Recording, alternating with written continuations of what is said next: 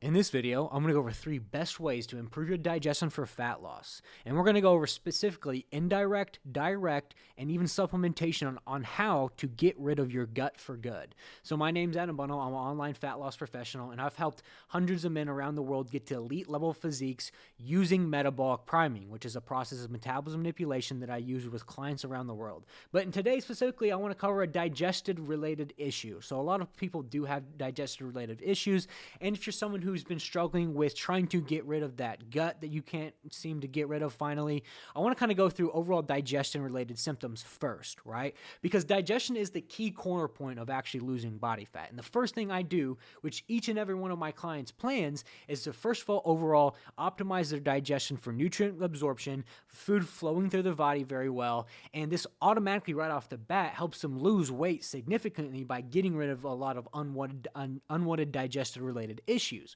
So even some of our clients who have came to us, these are clients who have struggled with a particular type of digestive related issue that I'm going to cover down below. But once we're able to optimize their digestion, they lose weight very quickly, but more importantly, they have a better body composition very quickly as well. Because when you start to get into digestive related issues, things can occur with overall energy imbalances, with maybe feeling very tired and fatigued all the time. Think about after, I guess, a Christmas dinner or Thanksgiving dinner, that tiredness and that kind of lethargy that you feel after eating all that food and your body's trying to work itself and finally digest that food. It's very similar when it comes to digestion, right? If you don't have optimal digestion, you can feel a minor level of actual energy depletion or even fatigue within the body, tired to get up in the morning, kind of brain fog. And so optimizing our digestion right off the bat is one of the most important aspects of my entire program, because once we optimize digestion with the correct macronutrients and get their food to flow through their body very well, not only do they get better energy, they get better nutrient absorption, but also they get rid of kind of the actual side shots, as you can see right here, when we start to get a lot of good deflation within their overall body composition. And so the most important thing we do right off the bat is optimize digestion. But we're going to kind of cover actually direct causes of kind of gut issues or inflammation within the gut area. And then I'm going to kind of cover indirect causes and actual supplementation. So some direct causes can actually be one, fat intake, right? So fat intake being the macromolecule that it is, it's very high in calories, right? But it also has a very low thermic effect. So fat intake in general digests very slowly. So a lot of the guys who come to us, when we analyze their overall nutrition, we realize is that they are overeating on a lot of fat intake. And so when we start to lower that fat intake, it starts to optimize their digestion a lot more, because the over intake of actual fat will kind of stop up your digestion a little bit, with the body trying to overcompensate for burning that fat in general when it has a very low thermic effect of food. So the first thing we do is always try to optimize their fat intake, right? Lower their fat intake a little bit, and typically try to increase their protein intake based depending on where they're already at. But the biggest thing to keep in mind is overall fat intake. And this even is a good concept to even cover when you're thinking about like going out to eat and maybe overeating on fats a little bit and your weight starts to gain a little bit the next day. That's simply just because the consumption of fat is very slow for the body to digest, and it takes a few days for it to overcompensate. So understanding fat intake, lowering your fat intake and not going over a certain amount of fat intake will help with significantly with overall digestion and getting food to flow through the body. Next is water intake. So it's pretty typical. Water intake is, kind of like interintestinal lubricant for your organs. So we apply this within our clients and make them drink at least a gallon of water a day, so food is constantly flowing through your body, right? If you're not getting a significant amount of water in your overall nutrition plan, there can be a backup in digestion because we're not getting enough of that quote-unquote lubricant as we should be. Fiber intake. So fiber intake comes in 2 separate scenarios. One, you can be under eating on fiber intake, and 2, you can be overeating on fiber intake. So the typical fiber intake range is right around 20 to 30 grams. So we've had clients that come to us that have been under eating on fiber intake, and we raise their fiber intake, and their digestion starts to really optimize. We've also had clients who've overeating on fiber intake, and we lower the fiber intake, and their digestion start to optimize. So the ideal range is right around that 20 to 30 gram of fiber per day mark to really optimize with digestion. With fiber in general, it's kind of like fat. You have to understand that fiber is pretty slow digesting. And so if you get too much fiber intake, it can stop you up and stop your digestion up. But it's also an important macro molecule for actually getting digestion and optimizing digestion. So if we're not getting enough of it, there's certain cases that we can come into contact with lack of digestion as well. So steps. Steps is a very good form of actual digestion regulation as well. Just because with steps in general, steps help your body kind of move. It's a low intensity state that gets your body moving, and typically when you do steps, it helps with optimizing digestion. So some of our clients who maybe come to us and late at night, they get a lot of their meals in and they're weighing in a little bit heavier the next day. We tell them right off the bat, first of all, when you weigh in more the next day because you ate, late at night, it's not typically a big deal. It's just digestive related symptoms. And so a big rule of thumb is that if we eat late at night, go for a 15-minute walk to kickstart a lot of that digestion. So certain amount of steps per day does help us significantly with the overall digestion related symptoms. And so we typically start our clients right off at that 8K to 10K mark to overall help with digestion as well. And so, these are like kind of more direct causes that we kind of see when we do come across a lot of clients that come to us. And optimizing for the fat, water, fiber, and steps, we start to see various increases in digestion, but also significant increases in overall body composition with how their gut is kind of hanging, right? So some indirect causes, and a big indirect causes is just overall sleep and cortisol. So sleep and cortisol is a hormone in the body that, one, your body does need. Cortisol is a good hormone in the body when it comes to overall gaining muscle tissue and in other aspects as well, but it does come into contact with lack of sleep and more cortisol. You start to get gut-related issues as well.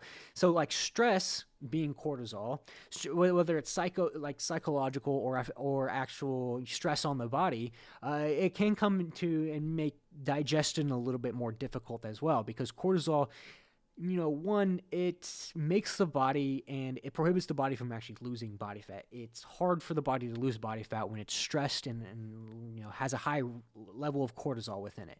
So the one thing we do try to optimize within our client's plan is overall sleep. So sleep is the number one supplement for reduction of cortisol. There's no getting around it. 6 to 8 hours of sleep per day will help with any cortisol related issues, but high levels of cortisol can lead to a little bit of indigestion related issues. And you have to put that in context when you're looking at overall weight, because with cortisol spikes also comes slight levels of weight spikes. And a lot of people who maybe weigh themselves each day or you see a slight increase on the scale, maybe they didn't get optimal amount of sleep, maybe they were stressed at work, maybe any other form of stress came into their life and they spiked up in weight a little bit.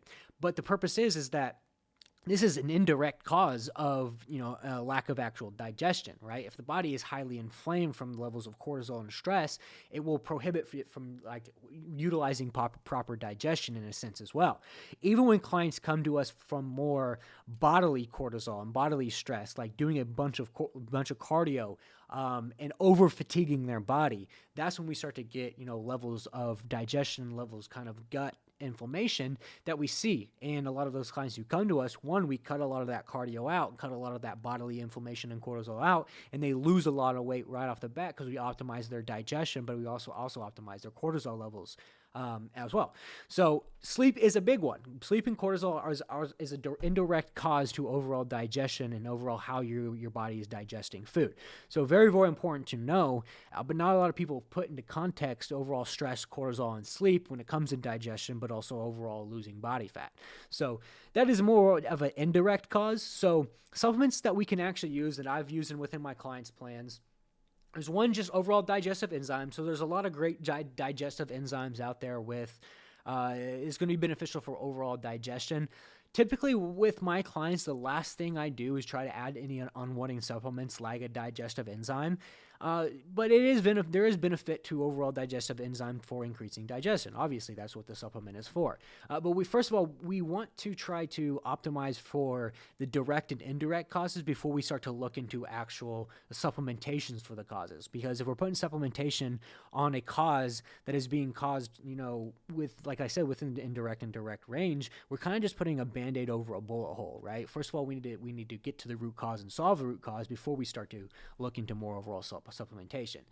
Green supplements are really good as well. So when you're talking about fiber as a direct cause, people who don't get enough fiber in, green supplement is a great way to get some fiber in. We have clients that, don't necessarily like taking, servings of greens or veggies a day. So we kind of turn them to more of a green supplement. Just one in the morning with the overall daily greens is going to get enough fiber to actually supplement digestion. And that works beautifully. And then in kind of a not as known supplement that I put into every single one of my clients' plans is actual apple cider vinegar. So there is multiple benefits for overall apple cider vinegar. One being the acidity of the apple cider vinegar helps with overall digestion. And even in the morning, and this is usually typically a morning supplement for my clients, even in the morning when you wake up and you have a level of kind of congestion or overall what they call like phlegm from mucus, that apple cider vinegar clears a lot of that out of your digestive system. And also starts to help with the overall acidity, start to break down food. But the biggest benefit for apple cider vinegar, and where many people don't know, is the actual improvement of what's called pyroxene periphylator activator receptor, which is an overall modulator in your body that helps with the mobilization of body fat, right? So it has acute symptoms to actual benefits of even, how you burn calories at rest, right? The thermic effect of, or the non-energy activity thermogenesis. So it does have a similar effect to that actually aspect as well in the form of calorie burning.